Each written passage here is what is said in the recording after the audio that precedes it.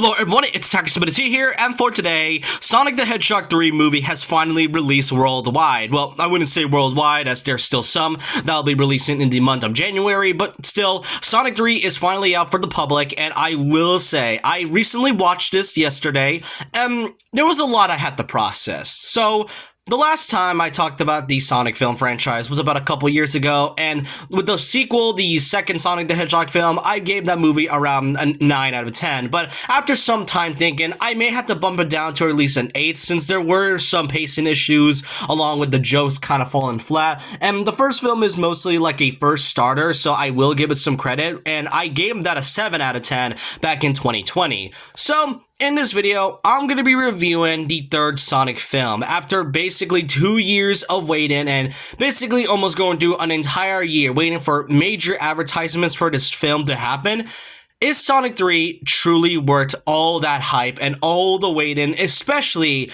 given that we are near the end of 2024 and basically near the end of the Year of Shadow?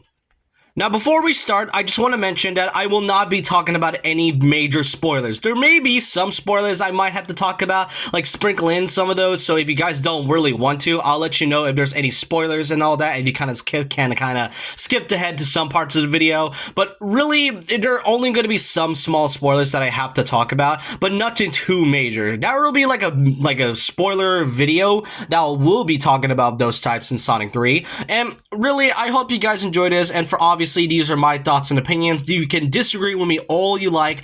So, the question is to all my Sonic fans out there that are watching this, is Sonic the Hedgehog 3 worth 2 years of waiting and all that hype? And did it basically outmatch its predecessors? Absolutely. Like, I'm gonna say absolutely. Some might think this is recency bias, but no. Sonic 3 is if not the best video game movie adaptations I have seen in a long time. Probably even better, like if not the best in the entire trilogy. Like I mentioned, the second was great, but I did have to bump it down a couple of points, and the first one was mostly just your typical kids movie, but I will give it some credit since it is a first start into Sonic's biggest live action appearance. But the third film has improved a lot, from characters, story, writing, and basically a huge love letter to not just Sonic fans, but for those that are huge fans of Shadow the Hedgehog.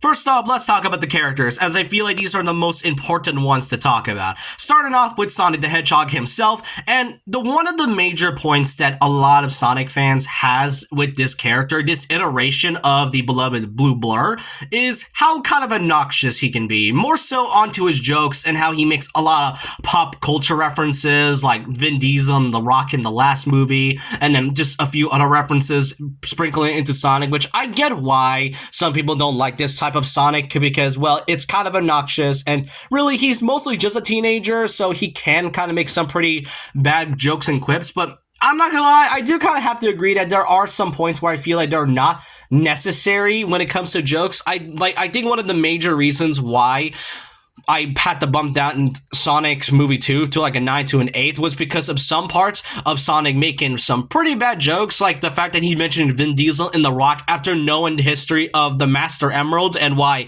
his guardian Longclaw happened to protect it. You don't have to put a pop culture reference in the middle of learning your backstory, but Sonic in this one is incredible. Like, this is not a massive improvement from the last film, and like, if anything, the first two films, because you can see halfway through the movie that he goes through a major point of the story and became more of a different character. And when he became that character, he stayed that way for the rest of the film. If that doesn't define lock in, I do not know what is, because you can see that Sonic has some very serious character growth, and that's something that a lot of people were worried about when it came to this film, because we were all worried about Sonic making bad jokes and quips in like almost the entire film. Sure, he does still do that every once in a while, but halfway through, when he locks into a major point of the story, that's when his character changes, and you can tell the Paramount and the Sonic team had to deal with a lot of the character's criticism towards it. So, massive upgrade to the first two films. Next up, we gotta talk about the main highlight, the main advertisement for the entirety of 2024, and for this third film, Shadow the Hedgehog, now voiced by the iconic Keanu Reeves. You know, characters like Neo from Matrix and John Wick from John Wick. Shadow the Hedgehog is, if not, one of my favorite characters, if not my favorite Sonic character, mostly for his character design, his backstory, and just mostly his abilities like Chaos Control and a lot of Chaos abilities. But for Shadow's part in this film, he's done very well. He's gotten a few bits of screen time and a lot of us to understand Shadow's backstory. We already know what Shadow's story was like, but to see this being implemented into live action and done very perfectly is, if not, really well done. And not just that, Keanu Reeves plays his part as Shadow very well, as I feel like, if anything, this is the best version we've gotten of Shadow, probably the best, debatably. Kirk's Shadow is really great, though he did went through some rocky roads once in a while, and then we cannot forget Jason Griffin and Ryan Drummond's Shadow, of course, or was that a different actor? I'm not too sure, but if anything, I feel like film's series Shadow is the best Shadow we've gotten, and I really am glad as a Shadow fan that he's gotten a lot of love this year, and this was the icing of the cake. If anything, I love this version of Shadow, and Keanu's part really does hit this character really well. And then we get to the two other Sonic characters that I actually want to give, if not the highest praise. While I did give Shadow a lot of high praise, Tails and Knuckles are by far what many can consider the MVPs of Sonic 3, which, to be fair, they're not wrong. Knuckles was a pretty enjoyable character in the last film, from going from an antagonist all the way to teaming up with Sonic. You see more of his naive but proud and goofier side of it, which I do enjoy, but we get to see that fully for the entire film.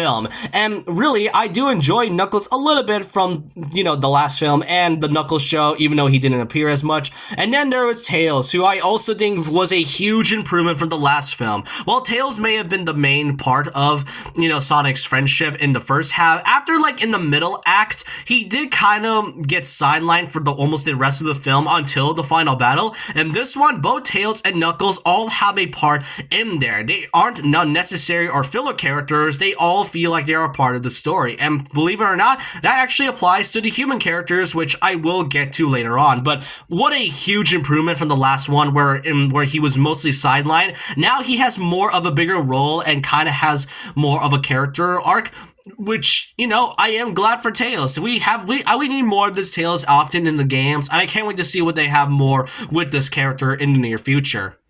Then we get to, if not one of my favorite parts of any Sonic film, Jim Carrey's Dr. Robotnik. But this time, he gets to play two major characters, Dr. Eggman and Gerald Robotnik. Yeah, that's right, Gerald is obviously in this film. It's been advertised since the first trailer and in the last trailer, really. And the really interesting part about Gerald, and what made a lot of people worried, is how exactly is Gerald going to work in this one? Because if anybody knows about Gerald, he was a pivotal character before the main events of the series, as he plays a huge part in Shadow's backstory in the games, and basically is one of the major reasons of, everything that has happened in the Sonic series in a way. So seeing Gerald alive and playing more of an antagonistic role, not that he's already a bit of an antagonistic role in the Sonic series in general, but to see him being alive is interesting. And the fact that he's also played by Jim Carrey makes this even more phenomenal.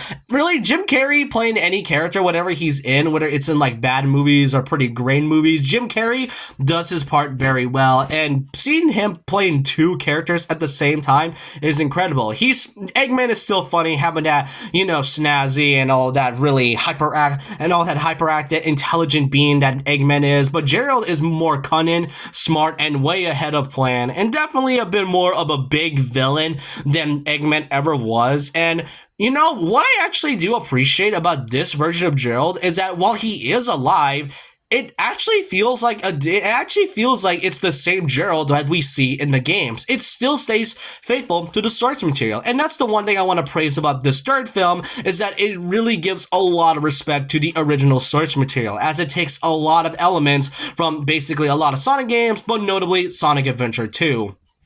Then there's Eggman's assistant, Agent Stone, who, even though he has pretty minimal screen time, Agent Stone is surprisingly a pretty compelling character. That's the one thing that I actually want to give out, as I feel like despite his minimal screen time, he does his part very well and really does care a lot for Eggman. And to see the ending, which I won't get to talk about at all for now, seeing Stone feels like at the end, it kind of felt like Agent Stone's character arc feels complete. And that's actually what I want to mention with Eggman 2, as given the fact that the third film would likely be Jim Carrey's final major role is before retiring, feels more fitting given how the way his character was ended. So if anything, if Jim Carrey has to have one more big role before retiring, it would be this one. Oh, and how can I forget that he's also wearing the iconic suit from the games. I mean, how can I not mention that?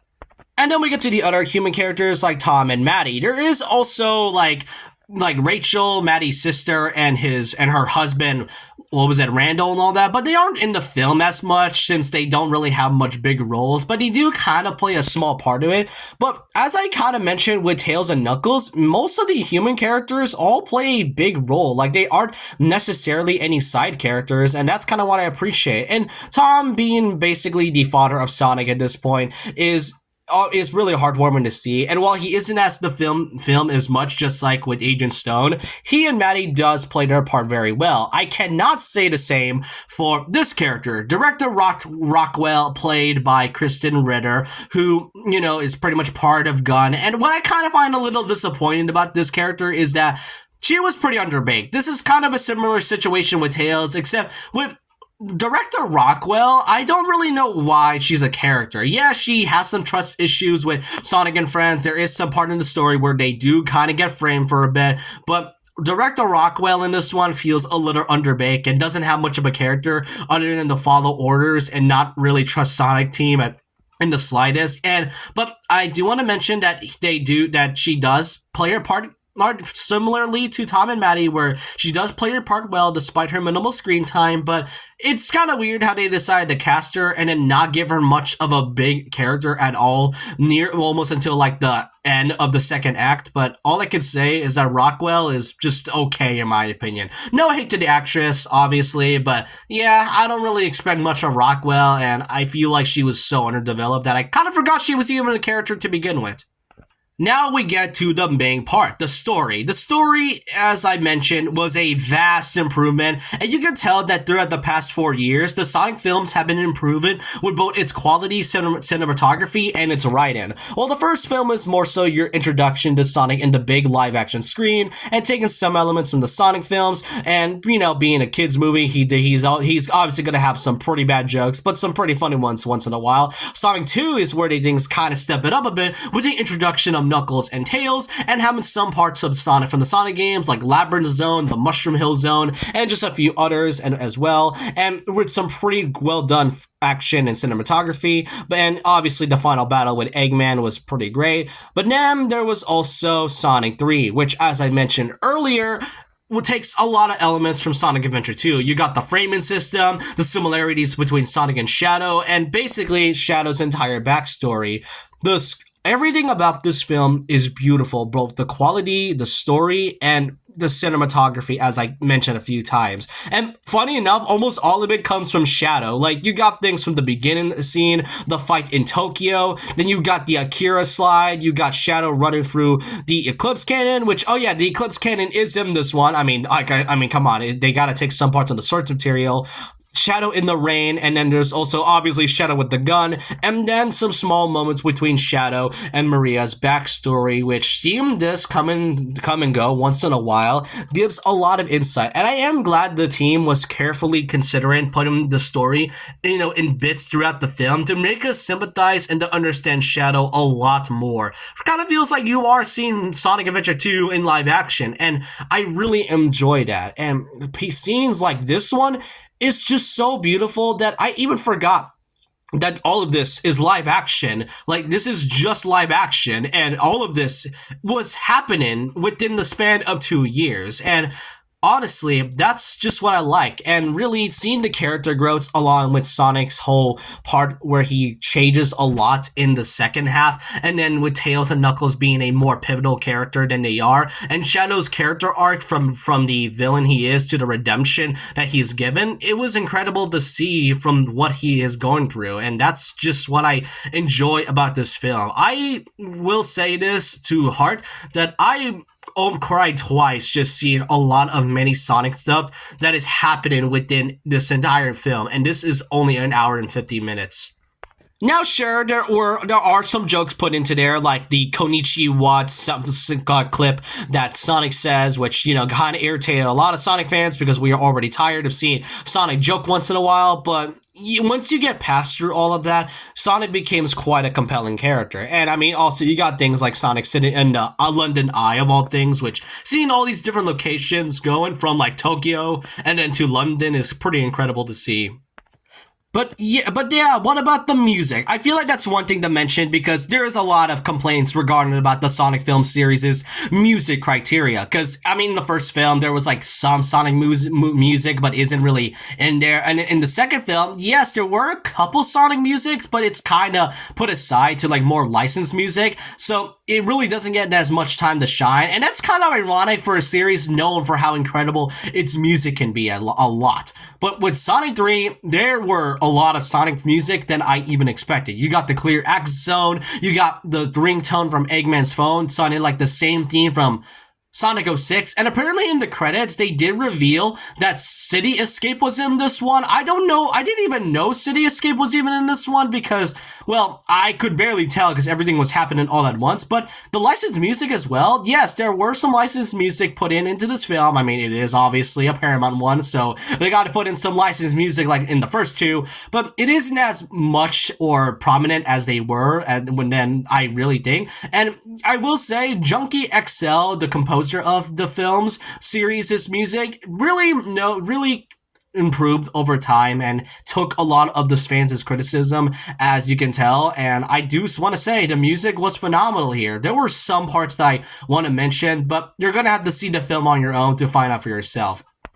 And then there's the post-credit scene, which I won't get to talk about a lot in this video. As I mentioned in the beginning, I only will sprinkle in some pretty small but kind of minor major spoilers, but the major big parts of the Sonic 3 films, I will say for like a spoiler focus video of this film. But the post-credit scene, given that there were two of them, it got me hyped. All I could say is that you gotta see this movie for yourself because it sets up a lot for their next big film being Sonic 4, which I guess if you haven't heard by now, the Sonic 4 film has officially been announced and is already being in development, but we won't really get to see this film come to fruition until its release date of spring in 2027, pretty much 3 years from now. And it is kind of different from the usual 2-year gap that we got since obviously the last film came out in 2022 and the first was in 2020. So seeing a 3-year gap in between Sonic 3 and Sonic 4 can kind of tell you that they want some time to cook with this film, and I guess it shows. But the post-credit scene gives a lot of hype and insight to what the next big plot they are going to put for this one. So before I end this off, I do want to mention that there are some small criterias and some things that I am a little bothered with. Gerald Robotnik and kinda was a little bit undercooked. Well, I mean, he still plays his role phenomenally. Jim Carrey does this a lot. But I kind of feel like, Gerald Robotnik's immortality, especially when he's alive in this game, feels kind of on the nose. That's kind of weird. Like, I don't know why he's alive. Heck, they never even explain why he's alive at all in the slightest. And really, there are some parts that I kind of like. And also, as I mentioned, director Rockwell was a little undercooked. There also were some jokes that I kind of was annoyed at, and the timing on some parts feels kind of like a whiplash, especially when we get to like the major scenes in this one. Oh, and I do want to mention this film has a lot of references. Like, there's a lot of references that I want to mention that that I can't name them all until I go to that spoiler video. So really, I do want to mention those gripes, as I feel like it is kind of weird. And the middle act of it did feel a little slow, whereas in the last film, the wedding scene felt like a lot of padding, which I think is the reason why it's 2 hours. But there were some parts in the middle where it feels incredibly slow. And while I did praise Shadow a lot when it came to his character, I feel like he hasn't gotten much to do during like the middle part of it, which, I mean, he does come in every once in a while, but still, I still praise Shadow for what his character has done. And I guess some small spoilers, Maria was never really given a reason why she's there to begin with. There is a part where Maria goes into the gun agency, but they never really explain as to why she's there to begin with. I mean, that's kind of a strange one, since the reason why she was even in the arc in Sonic Adventure 2 was because of a terminal illness that she has. And this one, they never really explain why Maria's there. I still like the part where she does bond with Shadow, which feels very fitting for this one, but yeah, those are like only some of the major criteria I want to give this film. So overall, it is insane to me that this entire film series happened because they changed the design. One major change basically spawned all of this to happen, and I am glad Jeff Fowler and the Sonic team was really passionate about making this film too. And this Sonic film is not only just a love letter to Shadow and Sonic fans, but to those that have basically stayed with this film for basically the entirety of its lifespan. And with this fourth Sonic film coming in the next few years, I can't wait to see what Paramount, SEGA, and the Sonic team has cooking for us. And I do enjoy this film for what it really gives us. And as I mentioned, this is so good. All right, this is an amazing film, and I want you all to watch this. So, with all of the small cons and all the things I mentioned, I will be giving this film a 9.4 out of 10, almost a near perfect film. If anything, now look, Sonic 3 is not a masterpiece or like any type of big film to pretty much go to, but let's be honest, it's going to beat Mufasa anyways, and I do enjoy Sonic 3 a lot for what it is. As you can tell, I've been giving this a lot of positivity towards this. I can't wait to see what they have, and just watch the film. It's peak. It's really peak. I hope you guys enjoyed this video. Let me know your thoughts and opinions down below on what you all think of Sonic the Hedgehog 3. Do you think this is probably the best one in the series? Let me know your thoughts and opinions down below about this. And so with that, leave a like, comment, subscribe, hit the notification bell for more videos, follow my Twitter. I'll see you guys next time. And remember this, once a legend, always a legend.